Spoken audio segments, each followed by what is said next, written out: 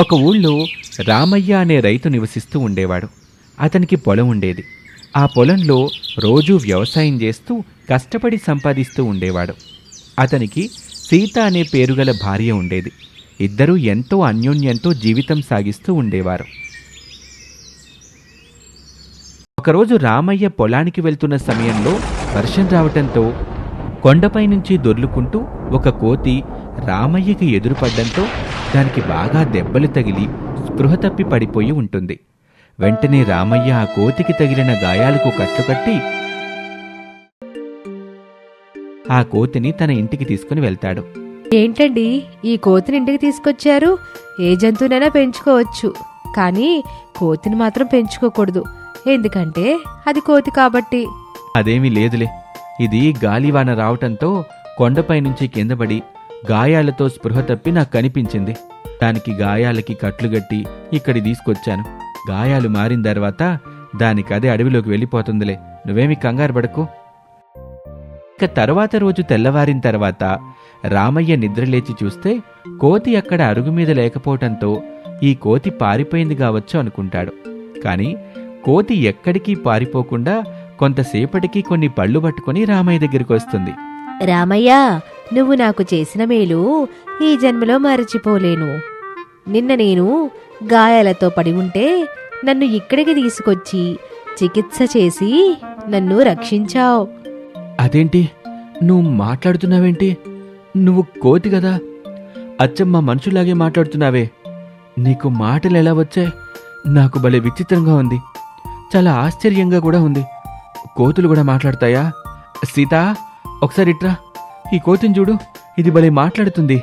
అవునండి, ఈ కోతి భలే మాట్లాడుతుంది. నాకు చాలా విచిత్రంగా ఉంది, ఆశ్చర్యంగా కూడా ఉంది, అలాగే భయం కూడా వేస్తుందండి. కోతి మాట్లాడుతుంది కాబట్టి నువ్వు భయపడుతున్నావా? అవును, జంతువులు మాట్లాడవు కదా. ఏదేమైనా ఇదొక విచిత్రం, దాన్ని మనం నమ్మాల్సిందేగా. అలా కొన్ని రోజులు ప్రతిరోజు కోతితో మాట్లాడుతూ రామయ్య కోతిని కూడా వ్యవసాయానికి తన పొలం దగ్గరికి తీసుకుపోతూ ఉండేవాడు. రామయ్యకు సహాయం చేస్తూ రోజూ కోతి కూడా పొలం పనులు చేస్తూ ఉండేది. కాని కొన్ని రోజులకి రామయ్యకు తీవ్ర అస్వస్థత కలగ్గానే రామయ్య ఎప్పుడూ మంచం మీదే ఉండేవాడు. సీత చాలా బాధపడుతూ ఉండేది. డాక్టర్ దగ్గరకు వెళ్ళినా ఆ వ్యాధి నయమయ్యేది కాదు. కొన్ని రోజులకు ఇంట్లో తిండికి కూడా ఏమీ లేక వాళ్ళిద్దరూ పస్తులుండేవారు. ఇదంతా గమనిస్తున్న కోతి ప్రతిరోజు కొన్ని పళ్ళు రామయ్యకు సీతకు పెట్టటంతో వారి ఆకలి తీరి సంతోషంగా ఉండేవారు. ఒకరోజు రామయ్య సీతతో ఇలా అంటాడు. అరే, నాకీ మాయదారి వ్యాధి సంక్రమించింది. పొలంలో నాట్లు వెయ్యాలి, నాకు చూస్తే ఓపిక లేదు. ఎలాగో ఏంటో. ఏం చేస్తాం, మీకు ఆరోగ్యం బాగోలేదు. ఇప్పుడు నాట్లు మీరు వేయలేరు, అందువల్ల మీరింట్లోనే విశ్రాంతి తీసుకోండి. ఆ మాటలు విన్న కోతి వెంటనే అడవిలోకి వెళ్ళి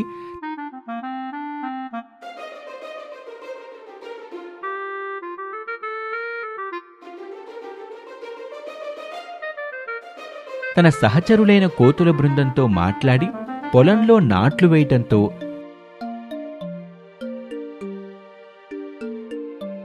కొన్ని రోజులకి పొలం బాగా పండుతుంది. అది చూసిన సీత రామయ్యతో ఇలా అంటుంది. ఏవండి, మన పొలం బాగా పండింది. అదెలా సాధ్యం సీత? మనం నాట్లు కూడా వేయలేదుగా, అందులో పంటెట్ట పండుద్ది? మన కోతి అందులో నాట్లు వేసి వ్యవసాయం చేసి మన పొలాన్ని పండించిందండి. ఈ విషయం ఊర్లో కొంతమంది నాకు చెప్పారు. నిజంగా దానికి అంత విశ్వాసం. మనుషుల కన్నా జంతువులు చాలా విశ్వాసంగా ఉంటాయని ఇప్పుడే నాకు అర్థమైంది. రామయ్యకు కలిగిన అనారోగ్యం పోవటానికి సంజీవని ఔషధం తేవటానికి కోతి కొన్ని రోజులు వాళ్ళిద్దరికీ కనబడకుండా అడవిలోకి వెళ్తుంది. ఈ విషయం తెలియని రామయ్య, అయ్యో, ఆ కోతి ఏమైపోయింది? నాకు ఆరోగ్యం బాగోలేదని నన్ను వదిలిపెట్టి వెళ్ళిపోయినట్టుంది. అవునండి, ఆ కోతికి తిరిగి రాకపోవచ్చు. ఎందుకంటే వాటికి ఊర్లో కన్నా అడవిలోనే బాగా ఉంటుంది. దాని స్నేహితులతో సంతోషంగా ఉండనివ్వండి, మన బాధలు మనం పడాల్సిందే. కొన్ని రోజులు గడిచే సమయానికి కోతి తిరిగి సంజీవని మొక్కను తీసుకొచ్చి రామయ్యకిచ్చి ఇలా అంటుంది. ఇది సంజీవని మొక్క రామయ్య. నీ ఆరోగ్యం బాగుంటుందని ఇది తీసుకొచ్చాను. నువ్వు ఈ ఔషధాన్ని తీసుకో, నీ ఆరోగ్యం బాగుపడుతుంది. అలా కోతి ఇచ్చిన సంజీవని ఔషధాన్ని రామయ్య తీసుకోవడంతో రామయ్య చక్కగా లేచి నిలబడి నడవగలుగుతాడు. అతని ఆరోగ్యం ఎంతో బాగుంటుంది. రామయ్య మళ్ళీ యథావిధిగా తన వ్యవసాయం చేసుకోగలుగుతాడు. కోతి చేసిన మేలు గురించి రామయ్య ఎంతో సంతోషపడతాడు. కోతి తిరిగి అడవిలోకి వెళ్ళిపోతుంది. ఈ కథ ద్వారా మనం తెలుసుకోవాల్సిన నీతి ఏంటంటే, మనుషుల కన్నా జంతువులే చాలా విశ్వాసంతో ఉంటాయి అని. పిల్లల్ని హింసించే సవతి తల్లి సింహం కాపాడిన పులి. ఒక అడవికి మహారాజైన ముఫాసా తన భార్య అయిన నాలా అనారోగ్యంతో చనిపోవటంతో తన ఇద్దరు పిల్లల్ని చూసుకోవటానికి మరొక ఆడసింహాన్ని పెళ్లి చేసుకుంటాడు. ఆమె పేరు నిషా. నిషాకి ఆ పిల్లలపై ఏమాత్రం ప్రేమ లేకపోగా ఆ పిల్లల్ని బాగా హింసిస్తూ ఉంటుంది. కాని ముఫాసా తన జీవితంలో జరిగే ఏ విషయమైనా తన చిరకాల మిత్రుడైన భగీరా అనే పులికి చెప్తూ ఉంటాడు. భగీరా, నా రెండవ భార్య నా పిల్లల్ని సరిగ్గా చూసుకోవటం లేదు. వాళ్ళని బాగా హింసిస్తుంది. నా బాధలన్నీ నీకు కాకపోతే ఎవరికి చెప్పాలి మరి? నేను ముందే నీకు చెప్పాను కదా ముఫాసా, ఎప్పటికైనా సవతి తల్లి అసలు తల్లి కాలేదని. నువ్వే నీ పిల్లల్ని కొంచెం జాగ్రత్తగా చూసుకోవాలి.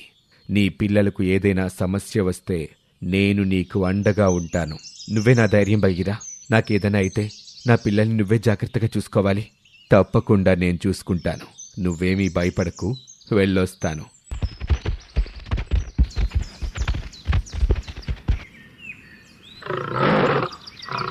ఏంటి నిషా, పిల్లల్ని జాగ్రత్తగా చూసుకుంటావని నిన్ను పెళ్లి చేసుకుంటే వారిని నువ్వే హింసిస్తే ఎలా?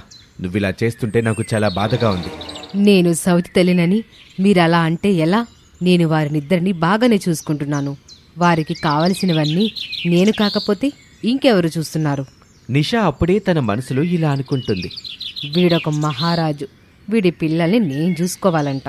ముందు వీడిని తుదముట్టించి తర్వాత ఈ అడవికి నేనే మహారాణిగా ఉండాలి.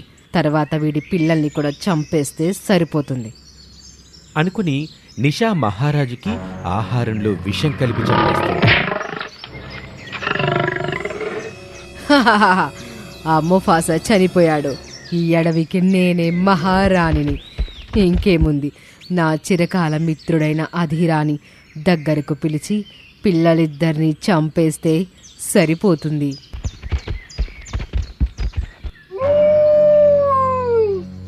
ఏంటి మిత్రమా, ఇలా వచ్చావు? మీ మహారాజు చనిపోయాడంటగా. ఈ అడవికి ఇక నువ్వే మహారాణివని తెలిసింది. అవును మిత్రమా, కాని నువ్వు నాకొక సహాయం చేయాలి. ఏంటది? చెప్పండి మహారాణి గారు. నా పిల్లలిద్దరినీ కాదు ముఫాసా పిల్లలిద్దరినీ నేను బయటికి ఆడుకోవడానికి పంపిస్తాను. నువ్వు వాళ్ళని చంపేయాలి. వాళ్ళు బ్రతికి ఉంటే నా మహారాణి పదవికే ప్రమాదం. ఏంటి, నీ పిల్లల్ని చంపేయాలా? నాతో వెటకారమాడుతున్నావా? నేను నీకు నిజమే చెప్తున్నా. స్నేహితుడవని నిన్ను అడుగుతున్నా. ఈ పని చేస్తావా చెయ్యవా? నువ్వంత సూటిగా చెప్తే నేనెందుకు చెయ్యను? నాకు కూడా ఎప్పటినుంచో లేత సింహం పిల్లల మాంసాన్ని తినాలనే కోరికగా ఉంది. ఈ కోరిక ఈ రోజున నెరవేరబోతుంది. సరే, నువ్వు ఇంటికి వెళ్ళి పిల్లల్ని ఆడుకోవటానికి అడవికి పంపించు. వాటిని నేను చంపి తినేస్తాను. నిషా తన పిల్లలిద్దరినీ ఆడుకోవటానికి అడవికి పంపిస్తుంది. అప్పుడు అధీరా అక్కడికొచ్చి వాటిని పట్టుకుని తన గుహ వద్దకు తీసుకుని వెళ్తూ ఉండగా భగీరా ఎదురుపడుతుంది. ఎవట్రా నువ్వు? మా స్నేహితుడి పిల్లల్ని ఎక్కడికి తీసుకుపోతున్నావు? మర్యాదగా వాళ్ళిద్దరినీ నాకు అప్పగించి పారిపో, లేదా నిన్ను చంపేస్తాను. అధీరాకి భగీరాకి మధ్య ఫైట్ జరుగుతుంది. చివరికి చావు బ్రతుకుల మధ్య ఉన్న అధీరా ఇలా అంటాడు. నన్ను చంపొద్దు. జరిగిందంతా నీకు చెప్తాను. నేను నిషా మహారాణికి స్నేహితుణ్ణి. ఆమె తన పిల్లలిద్దరినీ చంపమని చెప్తేనే నేను ఇలా ఈ పిల్లల్ని తీసుకువెళ్తున్నాను. ఇందులో నా తప్పేమీ లేదు. మహారాజుని కూడా నిషానే ఆహారంలో విషం కలిపి చంపేసింది. ఇప్పుడు తను ఈ రాజ్యానికి మహారాణి. నన్ను దయచేసి క్షమించి విడిచిపెట్టు. నేను మళ్ళీ ఎప్పుడు ఈ అడవిలోకి తిరిగి రాను. ఎంత పని జరిగింది! నిషా ఇంత క్రూరంగా ఎలా నా ప్రాణమిత్రుడైన ముఫాసాని చంపేసింది? నా మిత్రుణ్ణి చంపిన నిషాని నేను ప్రాణాలతో బ్రతకనివ్వను. నువ్వు ఈ అడవి వదిలి పారిపో. మళ్ళీ ఎప్పుడైనా కనిపించావో నీ ప్రాణాలు గాలిలో కలిసిపోవటం ఖాయం. అలా అధీరా అక్కడి నుంచి పారిపోతుంది. వెంటనే భగీరా ఆ పిల్లలిద్దరినీ తీసుకుని ఒక మంచి ప్రదేశంలో వారిని ఉంచి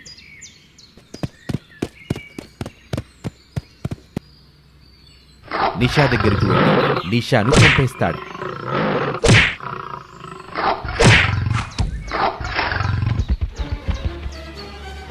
ఇక ఆ అడవికి యువరాజుగా ముఫాసా కొడుకును నిలబెట్టి అన్నీ తానే దగ్గరుండి చూసుకుంటూ ఉంటాడు భగీరా. ఇది వాళ్ళకి కదా. మరొక ఆసక్తికర కథలో మళ్ళీ కలుద్దాం. అంతవరకు సెలవు. నమస్తే. తెల్లసింహం, గర్భవతి గేదె యొక్క పిల్ల దొంగతనం మరియు నల్లపులి.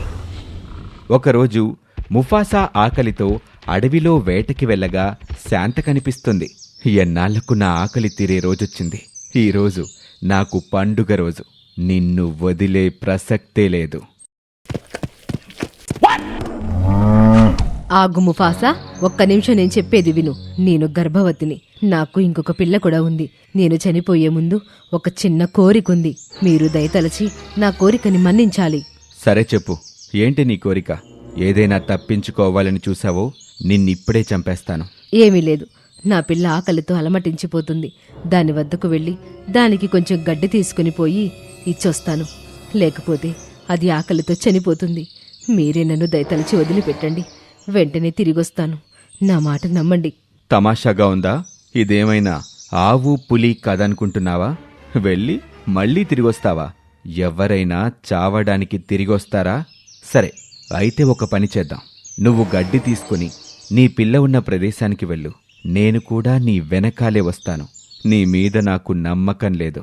సరే ముఫాసా, నువ్వు కూడా నాకు కూడా రా అని శాంత గడ్డి తీసుకుని తన పిల్ల వద్దకు వెళ్తూ ఉండగా ముఫాసా కూడా శాంతను వెంబడించింది.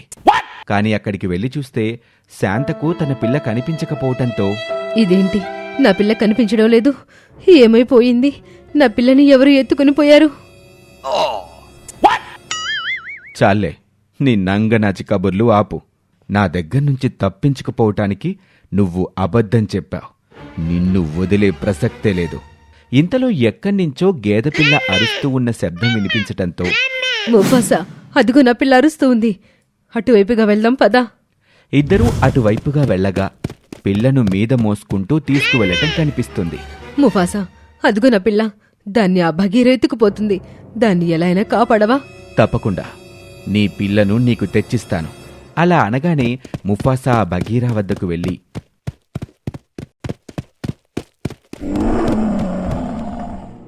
మర్యాదగా ఆ గేదె పిల్లను వదిలిపెట్టు, లేకపోతే నువ్వు చేస్తావు.